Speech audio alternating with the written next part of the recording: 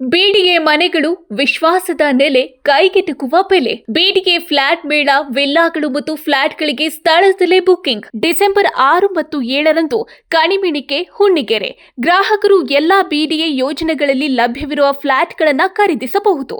ಸಹಾಯವಾಣಿ ಸಂಖ್ಯೆ 9483166622. ಬಿಜೆಪಿಯಲ್ಲಿ ನಾಯಕತ್ವ ಬದಲಾವಣೆ ಚರ್ಚೆ ಮತ್ತೆ ಗರಿಗೆದರ್ತಾ ಇದೆ. ರಾಜ್ಯ ಘಟಕದ ಅಧ್ಯಕ್ಷ ಬಿವೈ ವಿಜೇಂದ್ರ ಅವರನ್ನ ಬದಲಿಸಬೇಕು ಅಂತ ವರ್ಷದಿಂದ ಒತ್ತಾಯಿಸ್ತಾ ಇದ್ದಂತಹ ಭಿನ್ನಮತೀಯರು ಈಗ ಹೊಸ ತಂತ್ರಕ್ಕೆ ತಿರುಗಿದ್ದಾರೆ. ಇವರ ವಾದ ಅಧ್ಯಕ್ಷರ ಅವಧಿ 3 ವರ್ಷ, ವಿಜೇಂದ್ರ ಈಗಾಗಲೇ 2 ವರ್ಷವನ್ನ ಪೂರೈಸಿದ್ದಾರೆ. ಇನ್ನೊಂದು ವರ್ಷ ಮುಂದುವರೆಸಿದ್ರು ಅಡ್ಡಿ ಇಲ್ಲ, ಆದ್ರೆ 2028ರ ಚುನಾವಣೆಗೂ ಮುನ್ನ ಹೊಸ ನಾಯಕತ್ವ ಅಗತ್ಯ ಅಂತ ಅವರು ಒತ್ತಾಯಿಸಿದ್ದಾರೆ. ವಿ ಸೋಮಣ್ಣ ಅಥವಾ ಜಗದೀಶ್ ಶೆಟ್ಟರ್ ಅವರನ್ನ ರಾಜ್ಯಾಧ್ಯಕ್ಷರನ್ನಾಗಿ ನೇಮಕ ಮಾಡಬೇಕು ಅನ್ನುವುದು ಇವರ ಬೇಡಿಕೆಯಾಗಿದೆ.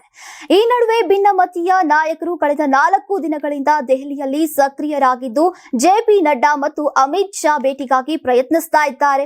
ಅವರು ರಾಜ್ಯ ಉಸ್ತುವಾರಿ ರಾಧಾ ಮೋಹನ್ ದಾಸ್ ಅಗರ್ವಾಲ್ ಅವರನ್ನ ಭೇಟಿ ಮಾಡಿ ತಮ್ಮ ನಿಲುವನ್ನ ತಿಳಿಸಿದ್ದಾರೆ. ತಟಸ್ಥರು ಅಂತ ಗುರುತಿಸಲ್ಪಟ್ಟಂತಹ ವಿ ಸೋಮಣ್ಣ, ಬಸವರಾಜ ಬೊಮ್ಮಾಯಿ, ಡಾಕ್ಟರ್ ಸುಧಾಕರ್ ಮತ್ತು ಜಗದೀಶ್ ಶೆಟ್ಟರ್ ಅವರೊಂದಿಗೆ ಸಮಾಲೋಚನೆಗಳು ನಡೆದಿವೆ. ಕೇಂದ್ರ ಸಚಿವ ಎಚ್.ಡಿ. ಕುಮಾರಸ್ವಾಮಿ ಅವರನ್ನ ಕೂಡ ಭೇಟಿಯಾಗಿ ಚರ್ಚಿಸಲಾಗಿದೆ.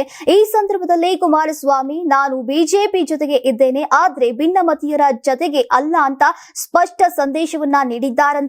ಇನ್ನು 2028ರಲ್ಲಿ ಅಧಿಕಾರಕ್ಕೆ ಬರೋಕೆ ಸಂಘಟನೆ ಬಲಪಡಿಸಬೇಕು ಅಂತ ಕುಮಾರ್ ಬಂಗಾರಪ್ಪ ಅವರು ಹೇಳಿದ್ದಾರೆ. ಮತ್ತೊಂದೆಡೆ ಬಿಜೆಪಿ ರಾಜ್ಯಾಧ್ಯಕ್ಷ ಬಿವೈ ವಿಜೇಂದ್ರ ಬಿಜೆಪಿಯಲ್ಲಿ ಬಣಗಳೇ ಇಲ್ಲ, ಬಿಜೆಪಿ ಬಣ ಮಾತ್ರವೇ ಇದೆ ಅಂತ ಹೇಳಿದ್ದಾರೆ.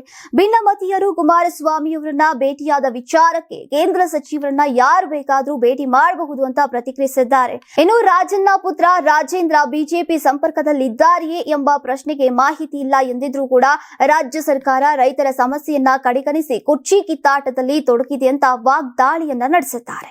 ನೀವು ಸಣ್ಣ ಆಗ್ಬೇಕಲ್ವಾ? ಅದು ಒಂದು ಉತ್ತಮ ಆಹಾರದಿಂದ ಸಣ್ಣ ಆಗ್ಬೇಕಲ್ವಾ? ಪ್ರತಿದಿನ ನಮ್ಮ ಜೀನಿ ಸ್ಲಿಮ್ ನ ಯೂಸ್ ಮಾಡಿ ಯಾವುದೇ ಸೈಡ್ ಎಫೆಕ್ಟ್ ಇಲ್ದಂಗೆ ನೀವು ಸಣ್ಣ ಆಗ್ತೀರಾ.